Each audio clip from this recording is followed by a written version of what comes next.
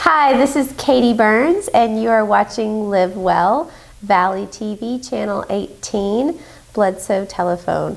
Thank you for joining us today. I'm a licensed mental health therapist, and I live here in Pikeville, Tennessee, down in the Valley. And I am joined today by Melissa Mooneyham. Hi. Thank you. I've been wanting to meet with you and have you on this show since the farmers market. Awesome. And all that you have been doing to grow that for our community. So that's where I want to start, because people probably saw you in our episode, the Pikevilles Farmers Market. And if you didn't see that, it is on our YouTube channel. You guys can go Valley Channel 18 on YouTube. We have a playlist of all of our talent and the different episodes, and so you can look under mine and find that because it's really amazing what has happened this year for us, for our town. Unbelievable. And I remember you contacting me when? I think it was June. June. Said, do you know any farmers? I'm like, I mean, I guess I am one, but no, I don't know any farmers that want to sell at the market. And it had been dead. And something that our community had really struggled with getting interest in. This beautiful pavilion, beautiful spot, the fountain, everything that has been done there, and yet it just wasn't catching on. Right. So tell me a little bit about what spurred you to say, let's do this. Let's get this going. Yeah. Well, you know, we have a honey farm, and this is Hendon Honey. Yes, Hendon Honey Farm. This is our 7th year keeping bees, and this is actually the first year that we've had enough honey to sell, other than just to friends and family. Because in the past, 6 years, it's been by word of mouth, and we just sell out. So, which doesn't mean we, just sell it quickly. We just didn't. Our bees, it's really taken this long to get them up and going. Okay. That's so this year we had tons of honey. You had 1,200? Yeah, 1,200 pounds of honey, which is quite a bit. We have 40 beehives, and we were just looking for a new place to sell it. I have 2 babies at home, so I'm a stay-at-home mom, also running our business now, and I was like, let's just try the farmers market. I knew they had just gotten the new pavilion in town, and I thought, well, let's see how how it goes. Yeah. So back up a little bit and tell me about the day you decided, I want to be a bee farmer. Well, our Bledsoe County Middle School had a beekeeping program when I was in middle school. I didn't know that. Yeah. That's neat. So, and I don't know if they have it anymore, but I was in it all 3 years.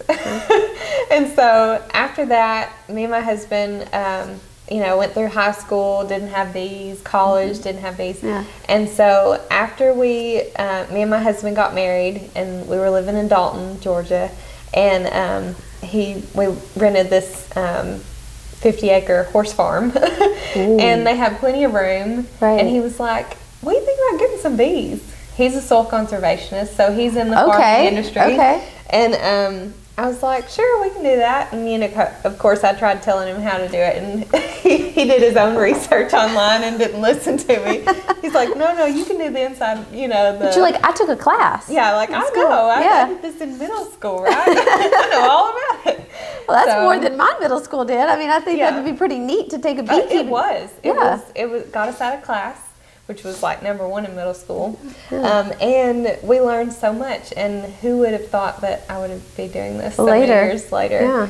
Yeah. So anyways. So you started. Right. So we had one hive. We started with one hive, and we thought we'll just learn this year. And then after that, we just started buying 10 packages of bees at a time and 25 packages of bees at a time. And so now we're up to 40. So, yeah, it's just grown from there, and we love it now. We've, of course, become more conscious to the need for bees. Yes. And for beekeeping. You know, we need as many people as we can keeping bees. And it is a steep learning curve to how to keep them alive. I mean, over one winter, a couple winters ago, we lost like 25 hives over winter out of 30. So it was a pretty bad winter, but yeah, it takes a lot of learning, but we love it now. So what do you do now? How do you keep them warm? Well, we have learned several different ways to keep them over winter. We actually wrap the hives in tar paper. Okay. Tar paper. Right. Yeah. Okay. Like for roofing, we just wrap them in that. We close up the hives. We put a solid bottom board on the bottom. A lot of beekeepers use what's called a screened bottom board. To, you know, for different reasons, but anyways, we use a solid, and so anyways, we're able to keep them alive now. That's good. And how long is a bee lifespan? A bee will generally live, like a worker bee will live up to 2 months, so it's not long. It's not long. Yeah. I was thinking if you're keeping them, you know, but I guess are they reproducing? Yes. Okay. Very quickly. Yeah. Very quickly. But yeah, so it's 2 months if, like, in the middle of the summer, they just work themselves to death. Oh. Yeah. Aw. Yeah. And that is why we need beehives. It really and is. And beekeepers. Yeah. Exactly. Why is this a dying art? Or was this historically something that people did, you know, like there's kind of the keep your own chickens thing going on, you know, so you can have the fresh eggs. And I think that's been around for a long time, but I just really wasn't aware of beekeepers. Right. And is that historically something that people have done and then it kind of faded, or is it now just becoming popular because of the need? I think a little bit of both. You know, a long time ago, people kept bees just so they would have the honey. I mean, sugar, they couldn't afford sugar, so they would keep bees. That would be their sugar in everything. Well, honey is my sugar. I mean, if anybody has watched the show at all, I'm a big honey person, and that's great. That is my sugar. Yes. I even put it in my coffee, which I'm drinking today. Yes, I always put it in tea. Yeah. Oh, well, I love tea too. Me too. Oh, my goodness. I'm a hot tea girl. Yeah. We drink it every night. But yeah, so historically people kept bees just for the need of sugar, to add sugar to whatever they're cooking. And now it seems like people are becoming more aware of the need to keep bees for all the, I mean, food. If you don't have bees, you don't have food as far as like vegetables. And even like with beef, if you don't have anything to feed them, you're not going to have, you know, beef, no cows, you know. I mean, they do live off of the land. Right. Yeah. So it's really, really important that people understand the impact that bees have on our food. Well, I think that perhaps there would be a fear of beekeeping. Yeah. And getting stung. Yes. Is that valid? You know, not really. Not if you have the right equipment. I think protective wear. Right. Yeah. In anything, I think that you do, if you have the right tools and the right equipment, you can be really successful. I have always been afraid of bees, and my parents thought I was crazy for joining the Beekeepers Club in middle school. But I was like, look, it gets me out of class, you know. Yeah. So, anyways, I did it, and we had the full suits, you know, in middle school. And now, of course, my husband works the bees, like he does everything outside now. And once I help him with the honey harvest, then I do everything inside, you know, as far as extracting the honey from the frames, bottling the honey, marketing, packaging, selling the honey. That's, you know. And let's talk about the honey itself. Go ahead and pull it here in the shot, because something you were telling us before we started filming is the processing of the honey and why it's important that you do it this way. Yes. So we market our honey as raw honey. We don't add anything to it. Yeah. We don't heat it. It is pure honey. We take it straight from the hive. We take the comb off and we run it through the extractor and put it straight into jars. So we just think that, you know, a lot of places, a lot of stores, when you buy honey, you really need to check the labeling. If you're not buying it local. What are they doing to the honey? Well, a lot of places add molasses to it. They'll add sorghum to it. They'll heat it so it will have a longer shelf life. So it's really, and when you heat honey, it takes all the good stuff out of it. Yeah. Anything that would be good for your body that's in honey, when you heat honey, it totally takes it all out.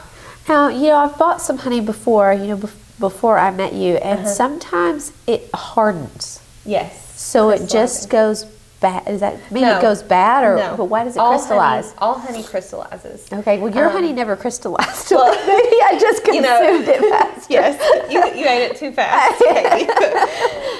No, all honey crystallizes at some point. Okay. It just turns back into sugar. Yeah. But if it's raw honey, it actually takes a little bit longer because we don't feed our bees during the honey flow. So they're putting up more things from the environment instead of sugar syrup, which is what a lot of beekeepers feed their bees. And really? Yeah.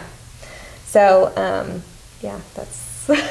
Well, that is even more of a reason to know your bee farmer. Yes. And that they could be feeding their bees, and instead yours are going out, which is, you know, that what people say is that it helps your allergies to have the local honey, and you can go and get the honey and you're having honey that you bought from the store and you're like still having allergies. But that would remain more of a true fact with your honey because they are out they're gathering from what is local. The natural pollens is what we say. And you know, a lot of store-bought honey, they get it from a lot of different places all over the world, and then they mix it all together and then put it on the shelf as honey. So, you know, it really is important to buy local and buy from somebody you know. It's just like anything, you know.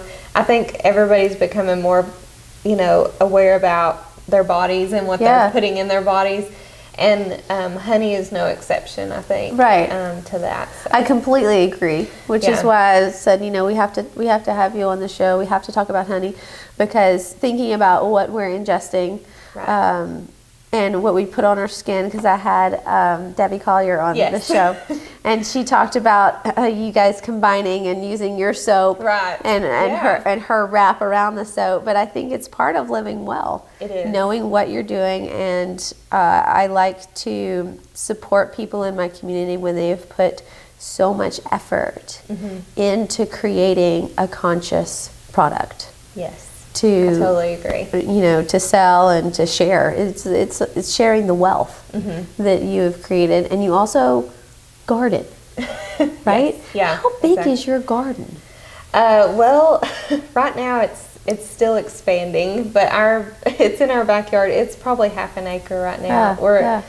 We're well, actually, if you include the blueberries, it's probably 2 acres. I mean, it's not that big, but it's all irrigated and it's all, you know. So we're doing it a little bit at a time, just so that, you know, we can do it the right way. We're going to be seeing more products from you, I'm guessing, next year. Are you, now that the farmers market has ended, you having withdrawals? Or are you, a little bit. Are you kind of glad for the break to regroup, think about your products, and come back next year? Yeah, definitely need the break for regrouping. And you know, this whole year with the farmers market has been such a learning experience. I mean, from day one, starting with 3 farmers at the farmers market to now we have 37 in the registry for the whole year. You know, depending on when their products are in and when their produce is in. So, I mean, you know, and to do all that, I'm doing it for the community, you know, and for ourselves, because it's the perfect place to sell our product. Because, you know, if you take honey and you want to sell it online or in another state, it's not as valuable because, you know, they want their local honey, and that's good. They need to buy their local honey. So we wanted to go straight to our, you know, community. The heart of our community.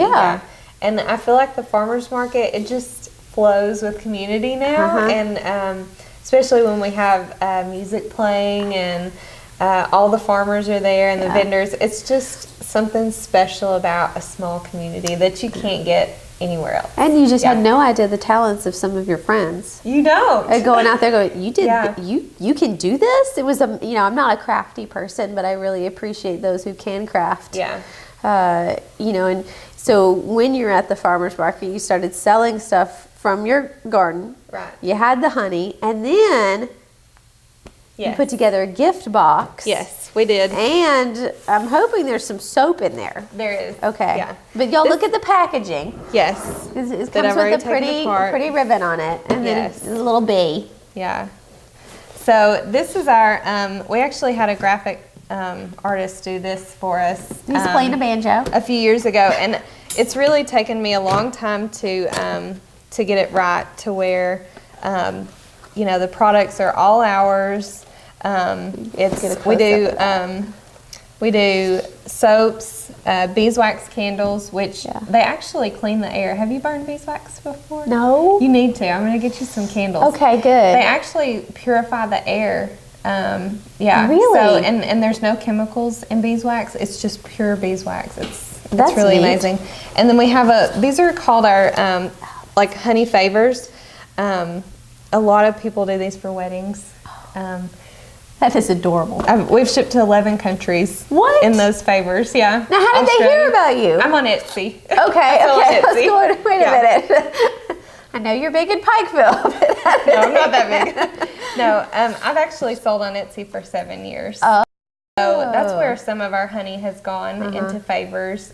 People will order them for baby showers, weddings, things like that. And that's where that marketing degree that you got in college has been so beneficial. It's paying off. Yes. Okay, what soaps do we have here? This is honey oat.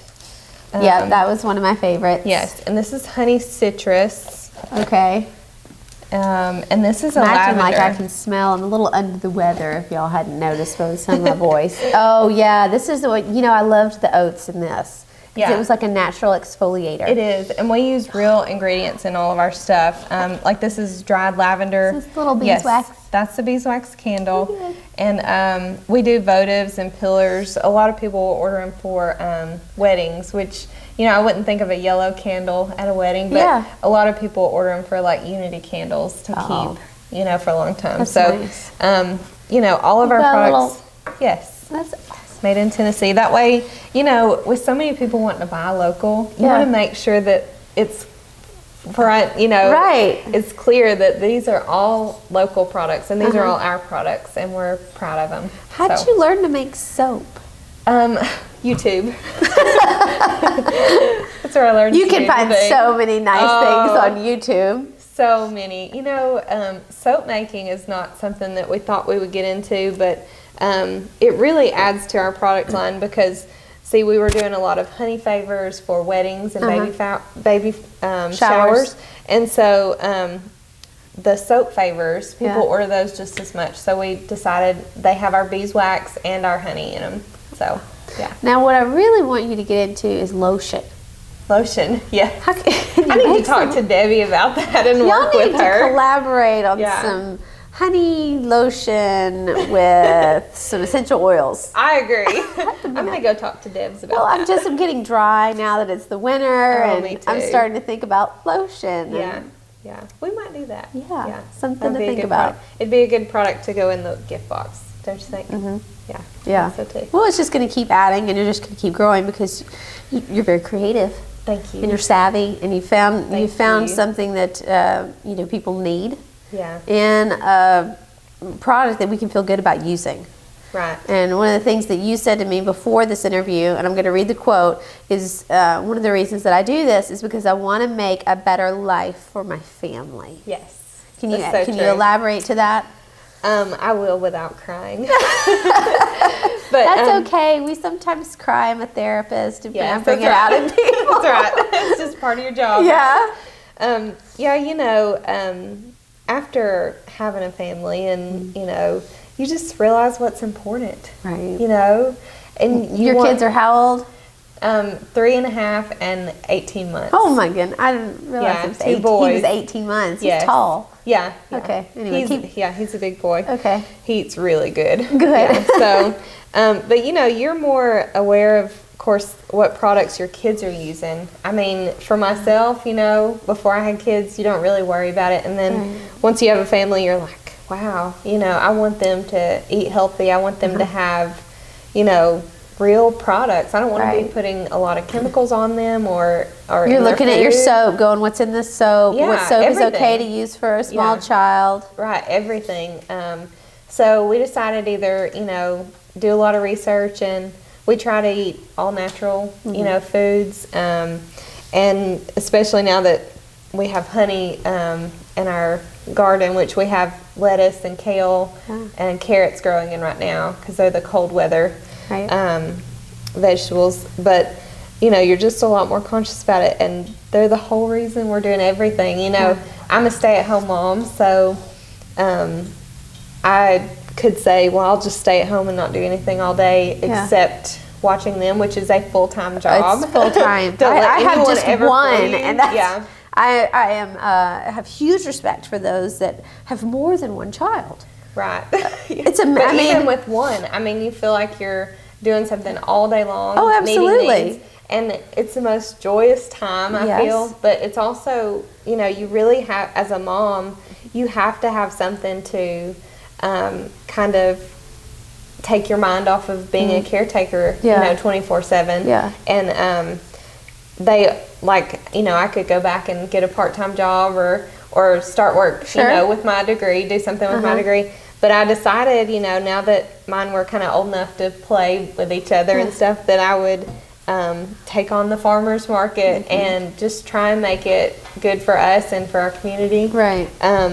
And at the same time, realizing that this is a little mommy break to go to the market. Right. And when I get back home, they're waiting on me with their arms open. Mommy, like I've been gone for 10 years. I know, and you're celebrated now. I know, yeah. So it's really good, I think, mentally for any mom to just have their own kind of hobby. And even with the farmers market, I've seen people, friends now of mine that I've made at the farmers market that have kids, and they're like, this is just nice to do something that I enjoy, a little hobby that you just do on Saturdays. You come and do it for 4 hours and and then go back home to your kids, which are your whole reason for wanting to make your family better, make your life better.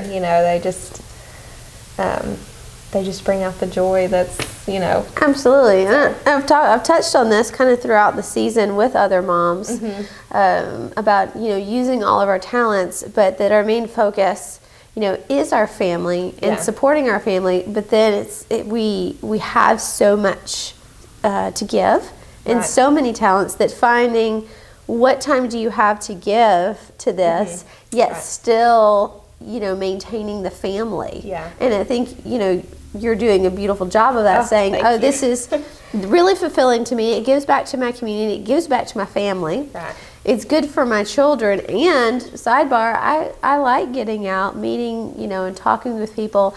Right. And because I have that creative outlet and because I'm able to go and do this, I come back refreshed. Yes. I think that's what I hear you saying. It's so true. You have to have a refresher as a mom. Yeah. You can say all day long, oh, I don't need a break, I'm fine. Yeah. But you really do. I mean, mentally, physically, you need a little bit of a break for yourself, and it's just important. And that's what sometimes this show is for me, is I get to, come meet with my friends. Right. And talk with them about a really interesting topic. Yeah. And then I, walk away refreshed because that was my little break. And not only did I get to hang out with a fun person, but then it goes and maybe helps some people at home because, right now I've got the mom cold. Yes. And then my child also has an ear infection, and so today what I want to do is I want to film. But this is helpful to my heart. Your products have been helpful to me because when I go in the evening, to get ready for bed, and I have some nice soap, or I'm making my tea with my honey in it. I think of you, and I'm like, this is just so good. This is just so nice. I think I'm living well. How can I tell people that soap will just change your day? It